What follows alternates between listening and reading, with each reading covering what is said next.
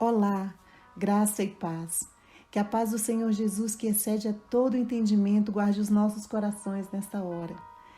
Meu nome é Lucicleide Oliveira e eu sou membro da Primeira Igreja Batista em Águas Claras, sob a liderança do pastor Simval Coelho Marinho. Hoje nós vamos estudar o capítulo 16 de Romanos.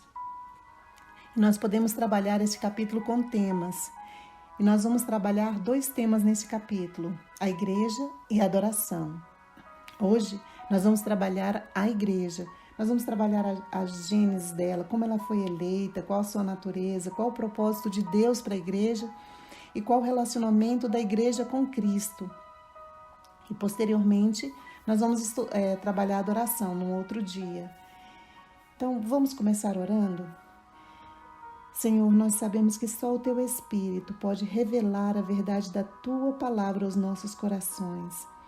Por isso nós te pedimos que o Senhor fale conosco nessa hora, abra o nosso entendimento e que essa compreensão da Tua palavra possa trazer transformação aos nossos corações. Fala conosco nesta hora, Senhor, em nome de Jesus. Amém. A primeira vez que a palavra igreja é mencionada na Bíblia está em Mateus 16, 18, e ela é dita pelo próprio Cristo na confissão de Pedro: Tu és o Cristo, o Filho do Deus vivo. E Jesus disse assim: Pedro, esta revelação você está recebendo diretamente da parte de Deus. E da mesma maneira eu vou fazer uma revelação para você. Tu és Pedro, e sobre esta pedra edificarei a minha igreja, e as portas do inferno não prevalecerão contra ela. Observem, a pedra não é Pedro. A pedra está contida na firme revelação que Deus entregou para Pedro. Tu és o Cristo, Filho do Deus vivo. Cristo é o Messias enviado. Pedro estava confirmando isso. Cristo é o Messias enviado, Filho de Deus, aquele que eles esperavam. Então Jesus afirma: esta é a pedra, o Messias, o Cristo. Cristo é a pedra. E sobre essa pedra, Cristo vai edificar a sua igreja. Observem que Pedro confirma isso em 1 Pedro 2, de 4 a 6. Ele diz: à medida que se aproximam dele, a pedra viva, rejeitada pelos homens, mas escolhida por Deus e preciosa para ele, vocês também estão sendo utilizados como pedras vivas na edificação de uma casa espiritual para serem sacerdócio santo, oferecendo sacrifícios espirituais aceitáveis por meio de Jesus Cristo. Pois assim é dito na Escritura: eis que ponho em Sião uma pedra angular, escolhida e preciosa, e aquele que nela confia jamais será envergonhado.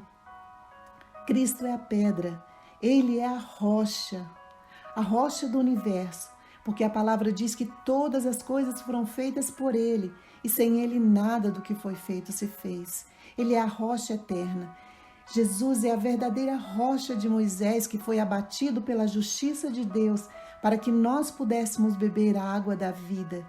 E é sobre essa rocha, Jesus Cristo, que a igreja foi edificada. Ao estudarmos a carta aos Romanos, vamos constatar que Paulo estava descrevendo todo o processo que Deus fez para resgatar a igreja, a noiva do Senhor.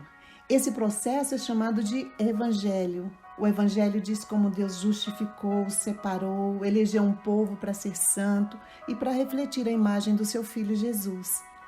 E a essência do evangelho é Jesus Cristo. Há apenas um evangelho, cujo centro, a razão, é Cristo. Ele é a revelação do amor de Deus. Em Mateus, Marcos, Lucas e João, observamos como Jesus é revelado o Cristo, o Messias de Deus. E Jesus falou que esse é o evangelho do reino dele, porque ele é rei. Jesus é rei, Jesus é Cristo, Jesus é Deus, Jesus é Criador, Jesus é o Filho de Deus. Ele domina sobre a terra, a natureza lhe obedece, ele veio, assumiu a forma de homem. Jesus Cristo é o Messias de Deus. Ele tem autoridade sobre os espíritos, ele tem poder de perdoar pecados, libertar o homem do pecado, libertar o homem do mal. Ele tem poder de curar, ele morreu para a salvação de todo aquele que crer. Jesus venceu o diabo na cruz, ele ressuscitou e ele vai voltar. Então os evangelhos falam de Jesus completamente, a apresentação do Messias, de quem ele é, aquele enviado de Deus, a revelação de Deus aos homens. Jesus Cristo é o nosso Senhor, nosso Redentor, nosso Rei, e ele está entronizado para sempre, somente por sua obra, pelo que ele fez por nós e em nós, é que estamos unidos a ele e somos herdeiros do reino de Deus. Esse é o evangelho do reino, o evangelho que Paulo prega em todas as suas cartas também. E Paulo disse em 1 Coríntios 3,11, ninguém pode colocar outro fundamento além do que está posto, o qual é Jesus Cristo. Cristo é a rocha. É sobre ele que a igreja é edificada, sustentada, alicerçada. Romanos 1,5 diz, por meio de Jesus Cristo e por causa do seu nome, foi chamado dentre todas as nações um povo para a obediência que vem pela fé. Então, por meio de Jesus Cristo e por causa dele, Deus resgatou e chamou dentre todas as nações, povos, línguas e raças, um povo para a obediência, um povo para si. Então, em Apocalipse 7, de 9 a 10, nós lemos que esse é o povo que estará em pé diante do trono e do Cordeiro.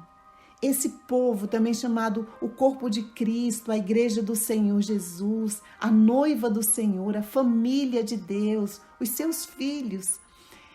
Essa igreja que tem uma natureza espiritual, que nasceu do Espírito, que o Espírito de Deus habita nela. É esse povo que vai estar de pé diante do trono. Agora, nós vamos falar sobre a igreja e nós vamos apresentar a sua formação. Observem também como o Pai, o Filho, o Espírito Santo estão trabalhando juntos em unidade, em perfeita sintonia e harmonia na eleição, na redenção e na justificação e transformação da igreja. Então, vamos trabalhar aqui, nós vamos apresentar as perguntas e trazer as respostas para ficar mais fácil para o entendimento, tá bom? Como a igreja foi eleita? Em Romanos 9, 23 está escrito, ele fez isso para tornar conhecidas as riquezas de sua glória aos vasos de sua misericórdia que preparou de antemão para a glória. Foi para a sua glória, foi para a glória de Deus, para a revelação de quem ele é. A glória do Senhor é quem ele é. E ele fez isso para se revelar aos vasos da sua misericórdia, ou seja, a nós, a quem também chamou, não apenas dentre os judeus, mas também dentre os gentios. Romanos 9, 24. Então nós fomos justificados, perdoados, nossa dívida foi anulada por ele, por sua graça. Romanos 1, 24 diz assim, sendo justificados gratuitamente por sua graça, por meio da redenção que há em Cristo Jesus. Então foi assim que Deus elegeu a sua igreja, para a sua glória, por meio da graça. Quando nós vemos os atributos de Deus, nós vemos que Deus é santo. Deus é um Deus absolutamente santo. A santidade habita em Deus. Então, por causa do nosso pecado, não havia esperança para nós. Mas Deus, em sua grande misericórdia, ele abriu um caminho onde não havia nenhum. Jesus é o caminho da graça. Jesus é o caminho. Então, o que é graça? Jesus falou sobre graça com frequência, mesmo que ele não usasse esse termo. Ele falou dos exemplos da graça de Deus que vemos por onde quer que olharmos. Por exemplo, o sol que nasce todos os dias e brilha sobre todos e aquece toda a terra, sem que ninguém tenha que pagar nada por isso, é gratuito. as aves que recolhem sementes de graça, sem arar nem colher para merecê-las, flores que se vestem com as mais lindas cores, mais perfeita beleza, sem nenhum tratamento para isso. Em Jó 39:40, Deus descreve uma profusão de graça sem medida que Ele concede aos animais, sem que nenhum deles tenha a menor noção que está sendo alvo do amor e cuidado de Deus. Nós observamos em Israel a graça de Deus em ter escolhido aquela nação para a vinda do Messias e ter sido fiel à aliança com esse povo. Mesmo quando Israel transgrediu e quebrou esse contrato, foi a graça bondosa e o favor do Senhor que os preservou. A graça é o maior presente de Deus para as pessoas. Ela é expressa através do favor, da bondade, da misericórdia. Ela é a maior revelação de Deus, do cristianismo, para o mundo. E o reino de Deus é baseado na graça. E a graça, ela é baseada no amor incondicional de Deus. Olha só, nós não recebemos o seu amor porque merecemos. Isso é importante de dizermos. A razão não está em nós. Não está em nós, a razão está nele, em Deus. E Deus nos ama por dois motivos. Primeiro, Ele nos ama porque Ele decidiu nos amar em sua vontade soberana, como está em João, capítulo 1, versículo 13. E segundo, Ele nos ama porque essa é a essência de Deus, é quem Ele é. Deus é amor, 1 João 4:8. E Deus nos ama plena e completamente. Nós podemos estar seguros nesse amor, porque essa é a essência dele, Ele é amor.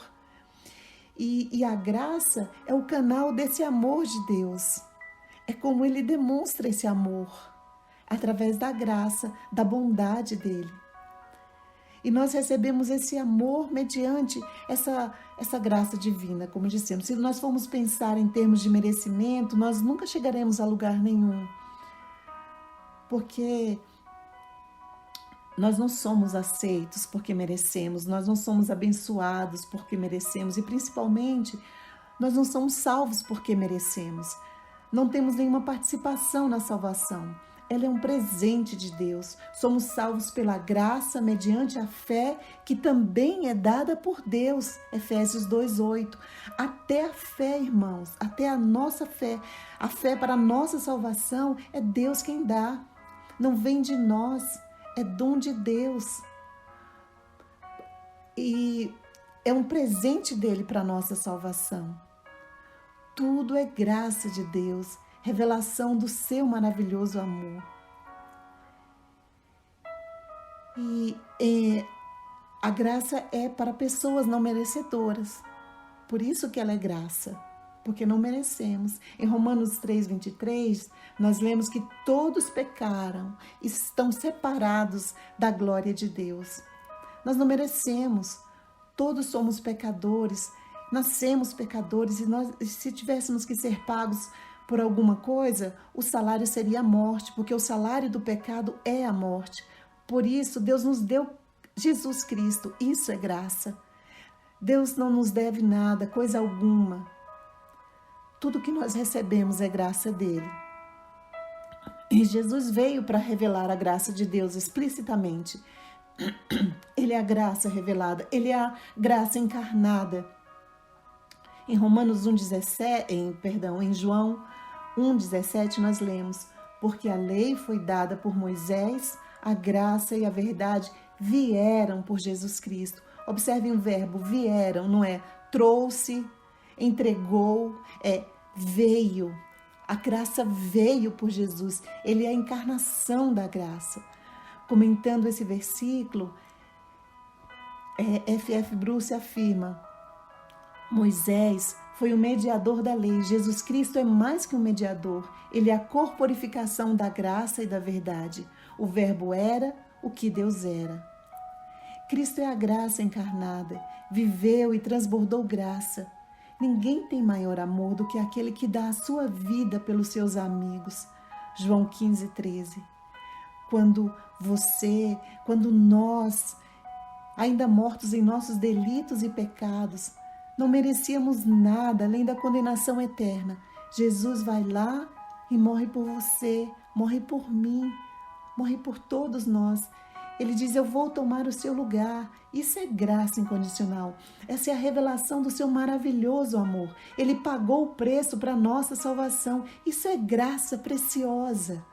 E foi de graça para você, para mim, mas custou muito caro para aquele que nos salvou.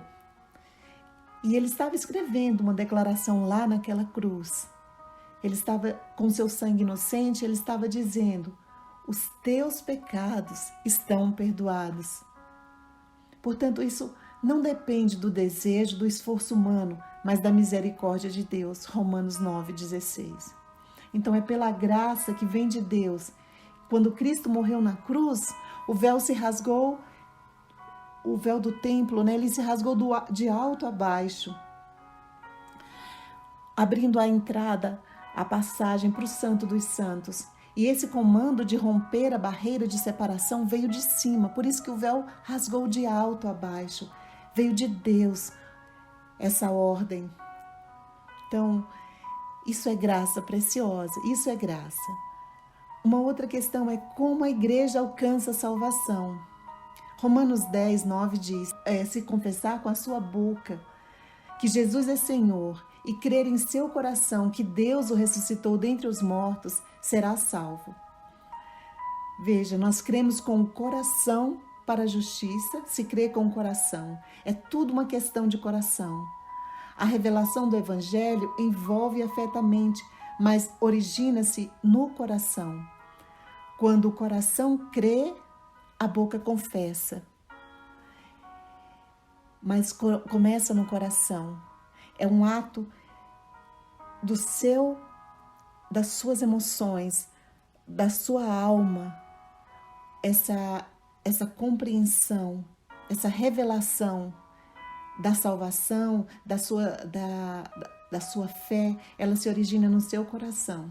Mesmo que você pense, raciocine sobre isso, ela se origina no seu coração. Outra questão: qual é a nova vida da igreja em Cristo? Romanos 6,2 diz: nós, os que morremos para o pecado, não podemos continuar vivendo no pecado. Jesus disse que todo aquele que pratica o pecado é escravo do pecado. João 8,34. E se afirmarmos que estamos sem pecado, enganamo-nos a nós mesmos e a verdade não está em nós. 1 João 1,8. Então, a primeira coisa de uma novidade de vida, de uma vida nova em Cristo, é que nós precisamos reconhecer que somos realmente pecadores e que a nossa natureza é pecaminosa, como está em Romanos 7, de 18 a 19.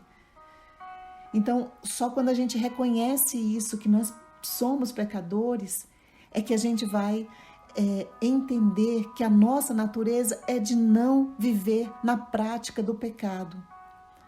E por isso há uma necessidade de confissão de pecados.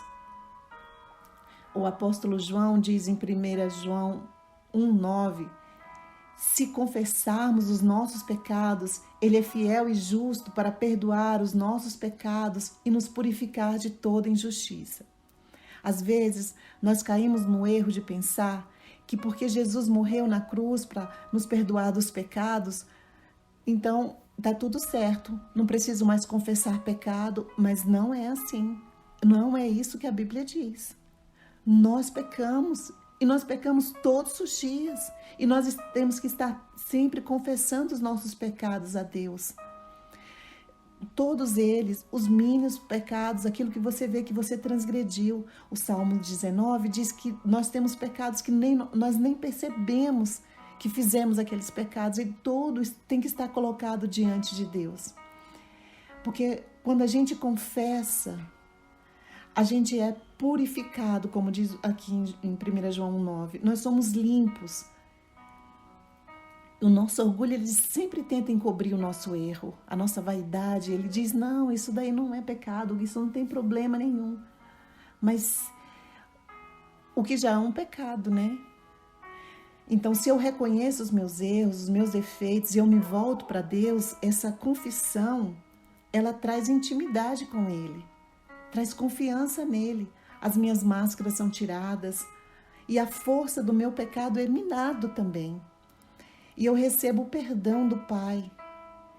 E eu aprendo que um Deus santo me ama, apesar dos meus defeitos. Ele me ama através de Jesus, através dos meus defeitos. E eu me torno mais compassivo com os outros também. Eu vejo que eu sou alvo da misericórdia de Deus, que eu preciso estar sempre confessando. E eu me torno mais misericordioso com o outro que erra também. O John Wayne, ele orientou a encarar o pecado de frente. Ele disse, mortifique o pecado, faça disso sua labuta diária, sempre, enquanto viver. Não termine nenhum dia sem lutar. Continue matando o pecado ou ele o matará. Nós temos uma nova natureza em Cristo.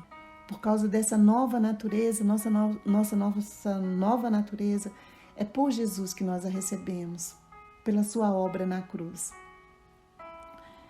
E Romanos 6:22 diz, mas agora que vocês foram libertos do pecado e se tornaram escravos de Deus, o fruto que colhem leva à santidade e o seu fim é a vida eterna. Então, santidade e vida eterna. É isso que nós recebemos quando somos libertos do pecado e nos tornamos escravos de Deus, em obediência a Ele, a sua palavra. O apóstolo João disse que uma prova, se você quer uma prova, para você saber se você realmente conhece a Deus e permanece nele, é se você está livre do domínio do pecado na sua vida. 1 João 3,6 diz, todo aquele que permanece nele não vive pecando. Toda pessoa que continua no pecado não viu, nem tampouco conheceu. E Provérbios 28:13 diz, aquele que encobre os seus pecados nunca, jamais prosperará, mas aquele que confessa e deixa alcançará misericórdia, ou seja, toda a compaixão de Deus. Então, o livro aqui de Provérbios está aconselhando a não ter pecados de estimação, não guardar pecados. Se você encobrir, você nunca vai prosperar, nunca vai se encontrar com o Senhor. Mas quando a gente confessa e deixa esses pecados, arrependimento é voltar a mudança, né? O arrependimento é uma mudança total de caminho. Você volta atrás, você não faz mais aquilo, você alcança a misericórdia do Senhor. E uma outra coisa sobre a nova natureza é o que nós estudamos na lição 13. Não é? Porque, portanto, irmãos, Romanos 12, de 1-2, está escrito, portanto, irmãos, rogo pelas misericórdias de Deus que se ofereçam em sacrifício vivo, santo e agradável a Deus. Este é o culto racional de vocês. Não se amoldem ao padrão deste mundo, mas transformem-se pela renovação da sua mente para que sejam capazes de experimentar e comprovar a boa, agradável e perfeita vontade de Deus. Então, essa é a nova natureza da igreja em Cristo. Ela vive em confissão, em santidade, em transformação, em comunhão com Deus. Agora, qual é a natureza da igreja? Nós vamos apresentar 3 fundamentos aqui da natureza da igreja, 3 elementos, que é a adoção de filhos de Deus, a habitação do Espírito de Deus e a imagem de Cristo. A adoção de filhos de Deus. Romanos 8,15 diz, pois vocês não receberam um espírito que os escravize para novamente temerem, mas receberam um espírito que os torna filhos por adoção, por meio do qual clamamos, Abba, Pai. Ele é o nosso Pai. Pai eterno, Pai de amor. Espiritualmente falando, nós éramos órfãos. Por causa do pecado, nós não tínhamos esperança de uma família eterna. mas Deus nos adotou para fazer parte da mesma família com Ele. O que Deus está dizendo é: eu escolhi vocês. Eu escolhi você. O próprio Espírito testemunha ao nosso espírito que nós somos filhos de Deus. O Espírito, Romanos 8,16, está escrito isso. O Espírito traz essa unidade sobre a obra de Cristo, a obra que Cristo fez. E Ele é o selo da nossa adoção e a comprovação de que fomos justificados e agora somos filhos de Deus. E se nós somos filhos, então somos herdeiros, herdeiros de Deus, co-herdeiros com Cristo, se de fato participamos dos seus sofrimentos, para que também participemos da sua glória. Romanos 8,17. Então nós não tínhamos nada, nenhuma herança. Nós não tínhamos, mas Deus nos trouxe para dentro da sua família. E agora nós somos filhos e filhas. Filhos e filhas de Deus. Glória a Deus por isso, graças a Deus por seu grande amor, por sua adoção, por ter nos enxertado na sua família bendita. Então, uma outra característica, um outro fundamento da natureza da igreja é a habitação do Espírito de Deus. Romanos 8,5 diz: os que vivem de acordo com o Espírito têm a mente voltada para o que o Espírito deseja. E a mentalidade do Espírito é vida e paz. Realmente não há absolutamente nada melhor do que isso. Vida e paz, que é o que o Espírito concede. Porque quando nós temos a mente, quando nós vivemos de acordo com o Espírito, nós temos a mente voltada para as coisas que o Espírito deseja. E as coisas do Espírito são vida e paz. Então, há uma completa mudança de mentalidade também. Porque agora nós somos guiados, nós não vivemos mais segundo a carne, mas segundo o Espírito. Romanos 8,4. Há duas maneiras de viver e nós vivemos agora segundo o Espírito. E Romanos 5,5 diz que Deus derramou o seu amor em nossos corações por meio do Espírito Santo que Ele nos concedeu. Vejam, é interessante isso, eu gosto dessa expressão. O amor de Deus foi derramado. O verbo está aí, derramado, é derramado mesmo. É interessante, observem, que esse derramar do amor de Deus é sobre um coração justificado. Então nós já fomos comprados e nós já fomos comprados pelo sangue de Jesus, somos salvos e temos então a justificação dos nossos pecados e o Senhor derramou o seu amor. O verbo não é entregar, não é levou, é derramou. Para a gente entender um pouquinho mais sobre isso, derramar do amor de Deus, por exemplo, o carteiro, ele entrega uma carta. A carta não é o carteiro, a carta não faz parte do carteiro, a carta é entregue por ele. Mas o sol, por exemplo, o sol ele derrama a luz, os raios solares sobre toda a terra, ele derrama. Ou o fogo, ele derrama o calor dele ao redor, porque isso é o que eles são, calor, luz. Da mesma forma, Deus derrama o seu amor em nossos corações, porque Deus é amor. Deus é amor, então Ele derrama o seu amor em nossos corações através do seu Espírito. E esse é um novo aspecto da natureza, é um aspecto da natureza divina e passa a fazer parte da nossa natureza agora.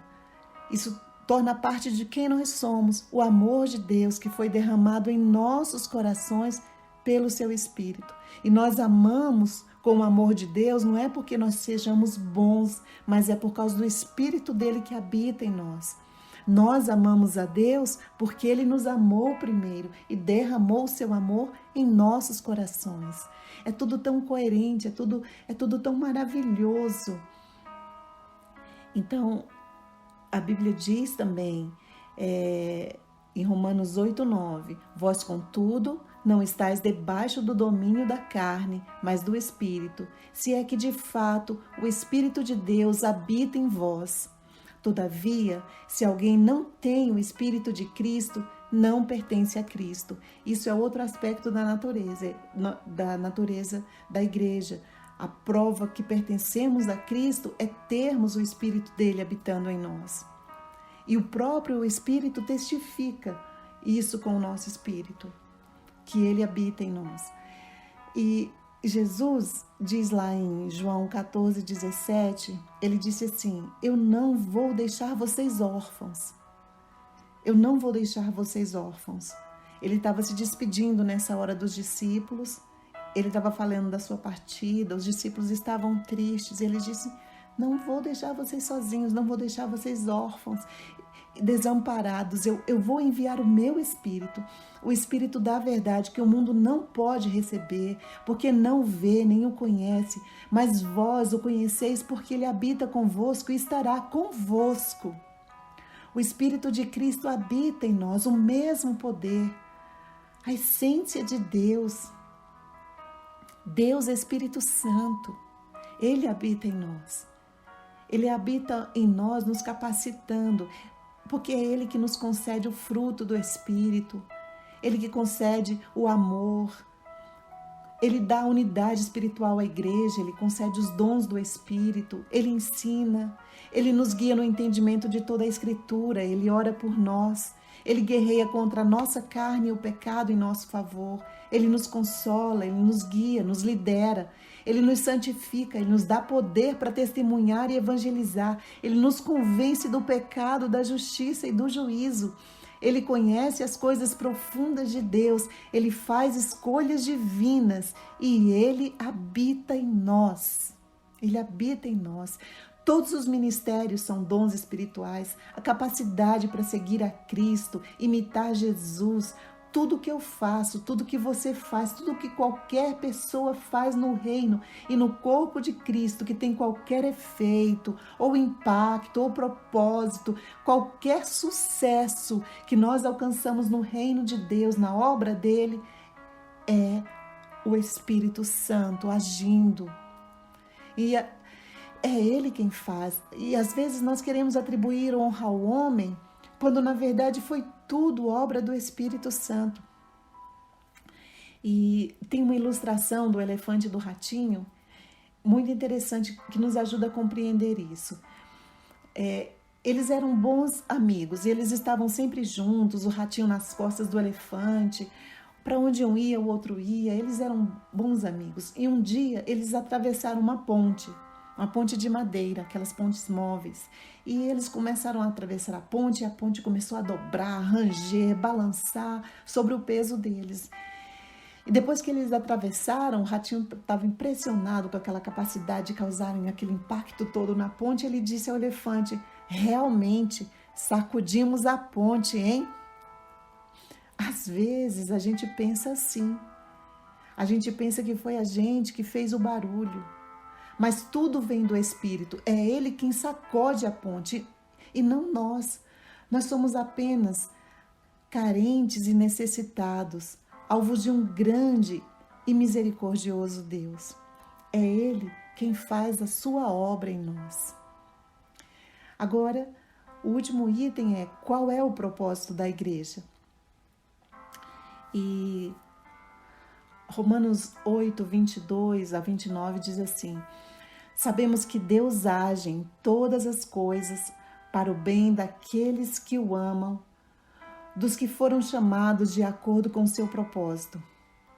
Pois aqueles que de antemão conheceu, também os predestinou para serem conformes à imagem do seu Filho, a fim de que ele seja o primogênito entre muitos irmãos. Esse é o propósito de Deus para a sua igreja, que sejamos conforme a imagem do seu Filho. Com a queda, lá em Gênesis 1, 26, antes da queda, quando Deus estava fazendo o homem, nós vimos que Deus disse: façamos o homem a nossa imagem, conforme a nossa semelhança. Façamos o homem a nossa imagem. Esse era o propósito de Deus ao criar o homem, que ele fosse criado à sua imagem e semelhança. Mas com a queda, o homem perdeu completamente essa imagem. Ela ficou distorcida, ela foi alterada, ela foi corrompida. E Jesus Cristo veio para resgatar essa imagem. Jesus Cristo é o segundo Adão. Romanos 5, de 12 a 21 e 1 Coríntios 15, 44 a 49, diz que Jesus veio para restaurar essa imagem, né, que nós perdemos com o pecado. Porque Jesus é a perfeita imagem de Deus. João 1,18 diz: ninguém jamais viu a Deus. O Filho unigênito que está junto do Pai é quem o revelou. Então Jesus Cristo é a revelação de quem Deus é, de como é a sua imagem. E quando a gente vai observar nos evangelhos, Jesus andando, conversando, ensinando, caminhando, se relacionando com sua família, com seus amigos, seus discípulos, vivendo entre os homens, sofrendo, morrendo, ressuscitando, nós vamos ver a revelação de Deus, de quem Deus é. E nós vamos ver então essa revelação, né? Esse chamado de Deus para nós também sermos semelhantes a Cristo, nosso exemplo. Nós somos chamados a revelar na vida das outras pessoas todas as características que nós amamos e adoramos em Cristo. Amor incondicional, misericórdia, bondade, graça. Esse é o propósito para as nossas vidas, revelar a imagem de Cristo. Observem que até os dons que recebemos têm a finalidade de preparar os santos para a obra do ministério, para que o corpo seja edificado, até que todos alcancemos a unidade da fé e do conhecimento do Filho de Deus e cheguemos à maturidade, atingindo a medida da plenitude de Cristo, Efésios 4:13. Então, esse é o objetivo. Deus não mudou de ideia. Quando ele fez o homem lá, façamos o homem à nossa imagem e semelhança, ele não mudou de ideia. Ele continua querendo que o homem seja a imagem e semelhança dele. Por isso que ele mandou Jesus, para resgatar essa imagem em nós, para nos salvar e resgatar essa imagem em nós. Agora nós somos cristãos, imitadores de Cristo. Por isso que nós fomos chamados de cristãos. Eles no início eram tão parecidos, tão imitadores de Jesus, que eles passaram a ser chamados de cristãos. Olha, os seguidores dele, aqueles que são iguais a ele. Então, Deus faz com que todas as coisas cooperem juntamente para sermos conforme a imagem do seu Filho Jesus Cristo, a fim de que ele seja o primogênito entre muitos irmãos. Então, vejam, Deus tem uma família, ele tem uma família e tem um filho, Jesus Cristo. Então, ele nos resgatou, agora ele nos adotou e nós somos filhos e filhas dele, nós somos irmãos de Jesus, co-herdeiros com Cristo. Então, ele é o primogênito entre muitos irmãos que somos nós. Então, isso é libertador. A razão está nele, em Jesus Cristo. A.W. Tozer confessou que quando eu entendo que tudo o que está acontecendo comigo é para me tornar mais semelhante a Cristo, isso resolve uma grande quantidade de ansiedade. A gente observa isso mesmo quando as coisas acontecem nas nossas vidas. Às vezes um problema, uma dificuldade, ou uma coisa boa, que você vê, você muda. Depois daquilo você não é mais a mesma pessoa. Você vai sendo transformado, você vai mudando. E através da palavra, da oração, o Espírito, ele vai juntando com essas experiências e vai fazendo todo aquele processo de transformação. É um processo realizado pelo Espírito. Segundo 2 Coríntios 3:18 diz assim: mas todos nós, com o rosto descoberto, refletindo como um espelho a glória do Senhor, nós somos transformados de glória em glória na mesma imagem, como pelo Espírito do Senhor. Então, é um processo que Deus vai fazendo, uma obra que Ele vai fazendo em nós. Essa é a vontade de Deus para as nossas vidas, o seu propósito, que nós sejamos conforme a imagem de Jesus Cristo. E C.S. Lewis diz: nós somos espelhos cuja luminosidade deriva totalmente do sol que brilha sobre nós. Então, essa é a nova natureza, essa é a natureza da igreja, esse é o fundamento da natureza da igreja. Nós somos adotados por Deus, somos seus filhos.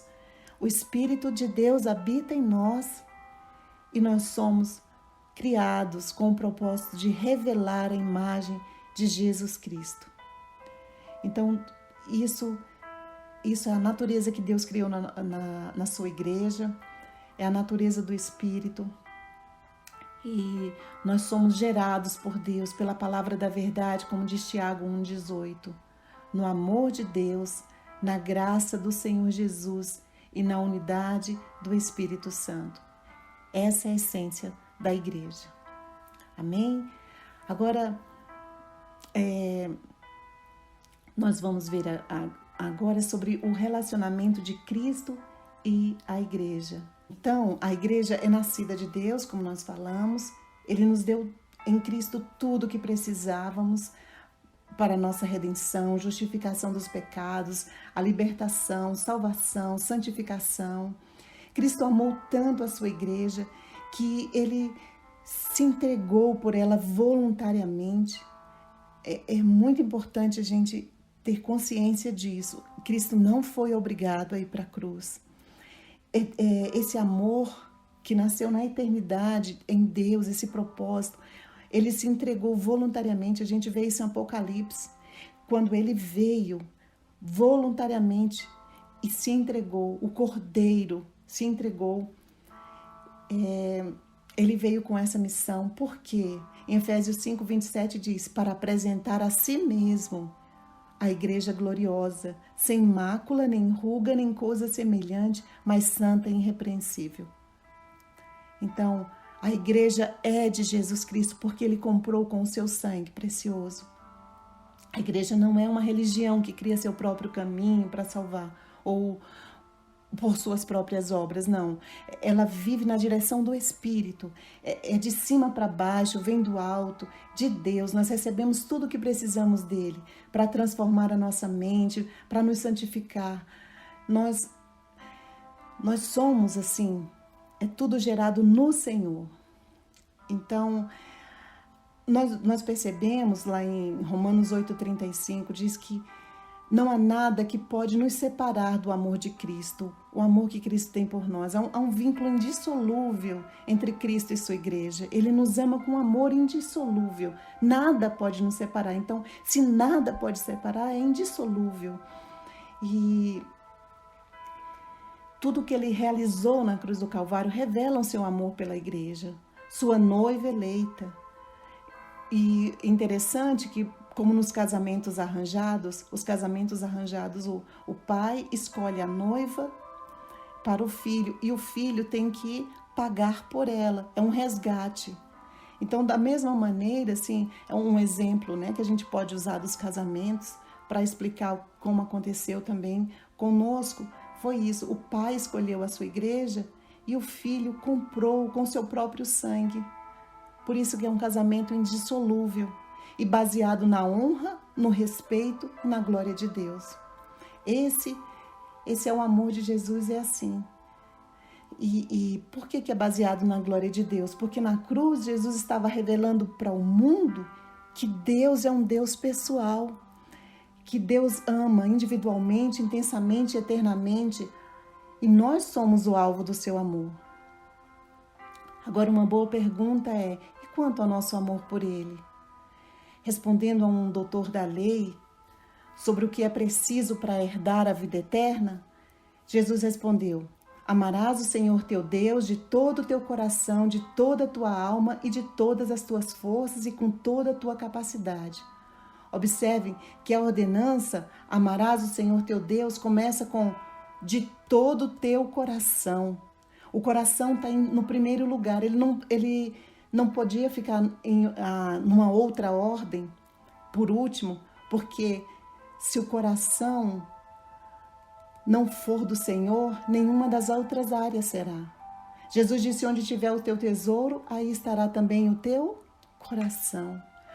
O coração procura o seu tesouro. Por isso que ele disse: ame ao Senhor com todo o seu coração. Mas ele não está pedindo. Ele está pedindo muito mais do que isso. Ele está dizendo que é com todo o coração, com tudo.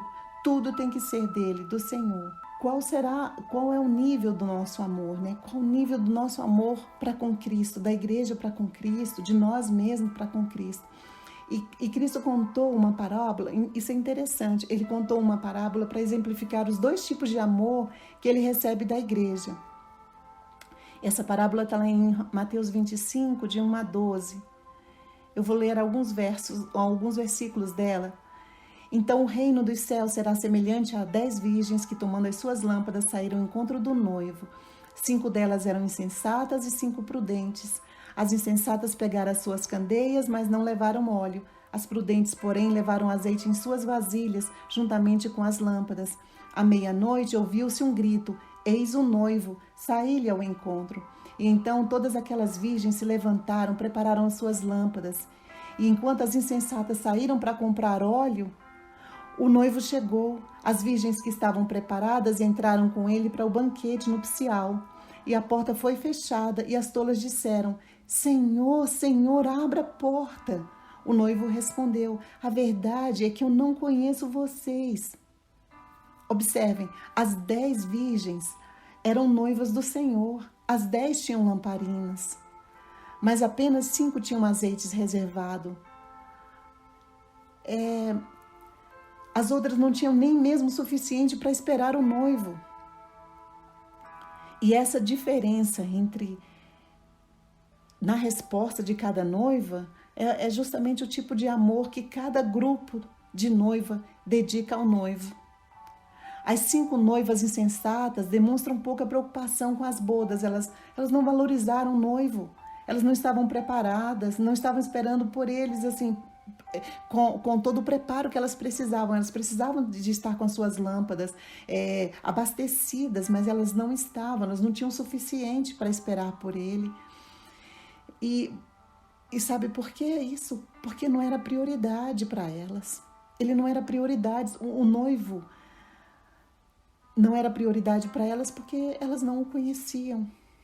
Não tinham um relacionamento com o noivo. Talvez o entendimento delas estivesse encoberto. Porque dificilmente uma noiva não se relaciona com o noivo. A noiva, ela tem total contato com o noivo. Ela fala com ele. Ela fala sobre ele para as outras pessoas. É incomum uma noiva esquecer do noivo a quem ele ama, né? Lá em Laodiceia, Jesus fala da igreja, lá em Apocalipse ele fala da igreja de Laodiceia. E Jesus está falando, ele está batendo do lado de fora, ele está batendo na porta e está dizendo: se alguém ouvir a minha voz e abrir a porta, entrarei na sua casa e cearei com ele.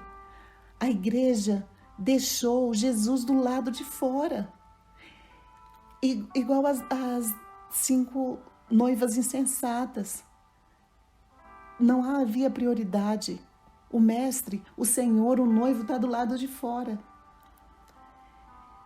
E isso não é o comum para uma noiva. Uma noiva que ama realmente o seu noivo, ela fala dele o tempo todo. Ele é o motivo da sua alegria, ele é o alvo dos seus pensamentos. E quanto mais se aproxima as bodas, ela fica mais entusiasmada. A gente fica mais feliz, não é assim? Quando está perto do nosso casamento, se você é casado, você sabe disso, a gente fica entusiasmado, a gente vai estar junto com o noivo em breve, né?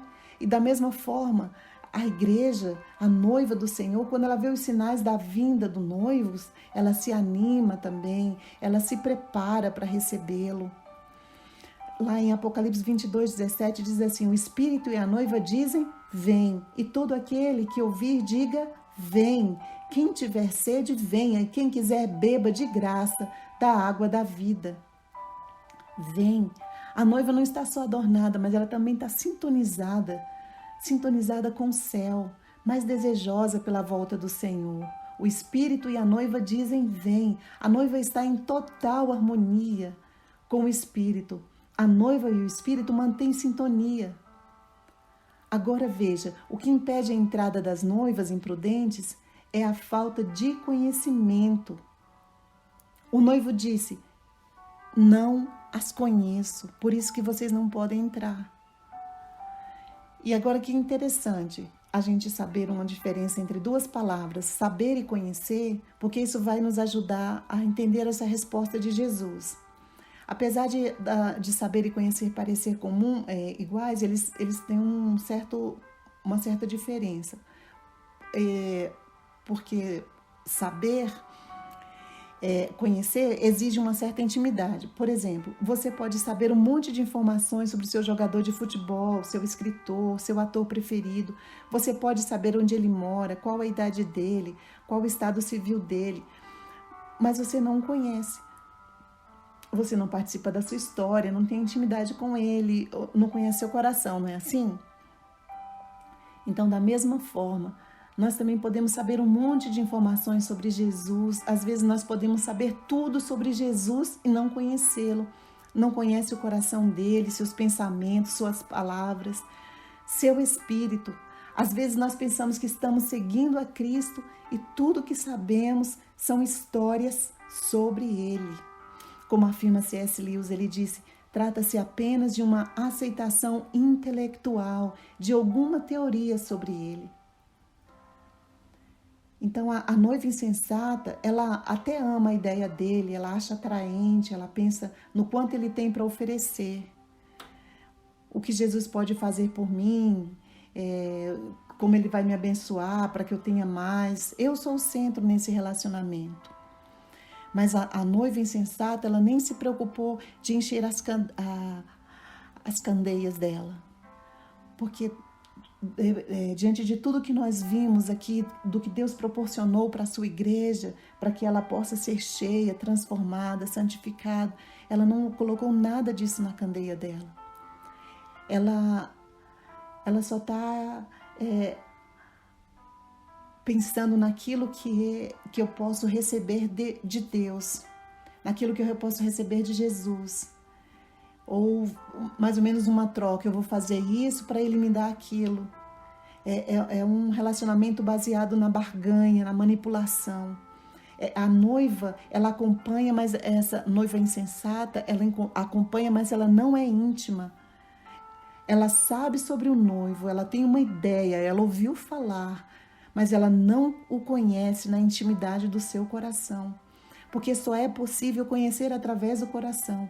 Em Romanos 10:10 nós vimos que é com o coração que se crê para a justiça. Lembram? É com o coração. Então a revelação de quem é Jesus Cristo, a revelação bíblica, ela envolve e afeta a mente, né? Como nós dissemos, mas ela origina-se no coração. Só é possível conhecer Deus através do amor. Por quê? Porque Deus é amor. Então, se você sabe um monte de informações sobre Deus, você sabe sobre Deus.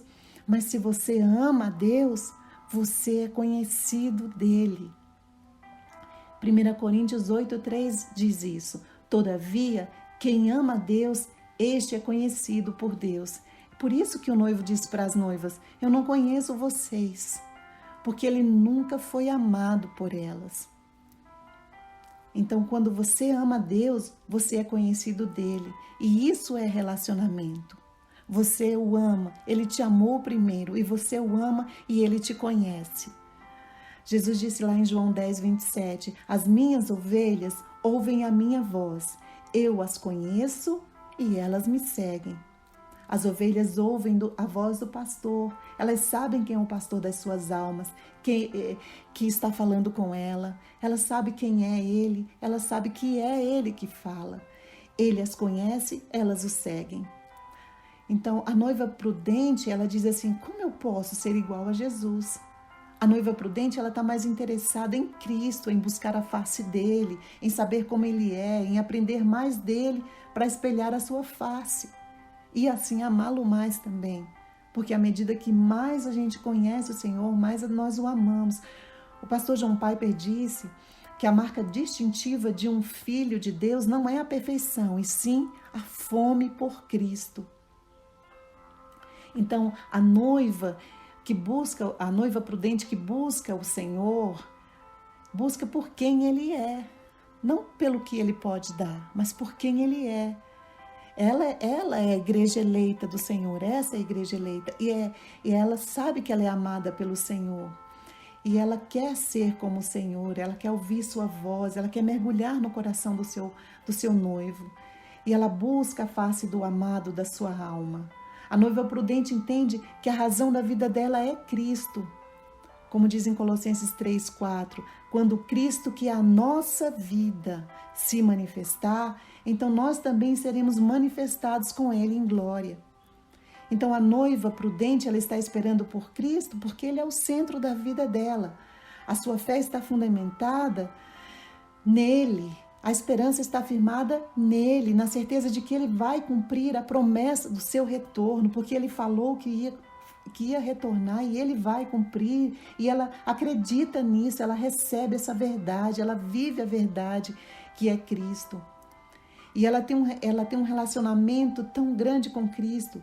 E ela sabe o que significa dizer para Ele: eu quero estar contigo, no melhor ou no pior, na riqueza ou na pobreza, na saúde ou na doença, amando ao Senhor e me apegando somente a Ti. A noiva amada também crê que Ele firmou essa mesma promessa com ela antes mesmo que ela pronunciasse. Ele já havia se comprometido com ela pela honra e selou seus votos lá na cruz. Concluindo, Francis Chan tem uma ilustração muito interessante. Ele diz: imagine-se abandonado em uma ilha deserta, acompanhado de nada mais que uma Bíblia. E você nunca teve uma experiência com a igreja, você nunca entrou na igreja, você não sabe o que é cristianismo, você nunca tinha visto uma Bíblia, tá bem? Você só tem sua Bíblia e a leitura dela. E você começa a ler essa Bíblia. Então vamos pensar aqui, vamos ler a nossa Bíblia, vamos imaginar aqui. Vamos pensar em tudo que está escrito nela, em Atos, no que o apóstolo Paulo falou, nas cartas dos outros apóstolos, no Sermão da Montanha. Vamos lembrar do que Jesus disse sobre a sua igreja. Agora, vamos pensar na nossa atual experiência com a igreja, em nós mesmos. O que está escrito na Bíblia, o que nós estamos vendo na igreja, em nós, parecem com o que está escrito na Bíblia? Parece, quanto ao amor, quanto ao relacionamento com o noivo, o reflexo da imagem de Jesus, a vida no Espírito. Será que nós estamos realmente assim tão conectados, tão parecidos mesmo com as Escrituras? E há uma palavra que me vem à mente, é arrependimento. E eu preciso me arrepender de muitas falhas como igreja do Senhor. É algo que precisamos fazer. Temos falhado muito como corpo de Cristo, família de Deus, noiva do Cordeiro. Nós temos falhado muito como igreja. E Cristo aconselhou: lembre-se de onde caiu, arrependa-se, pratique as obras que praticava no princípio.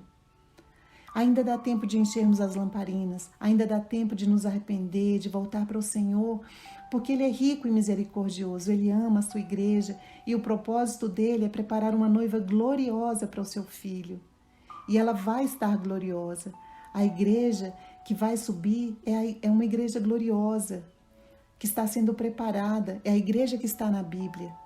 E nós já sabemos o final da história, haverá triunfo. A noiva dele estará pronta, adornada, preparada, e será essa noiva prudente que vai participar das bodas do Cordeiro.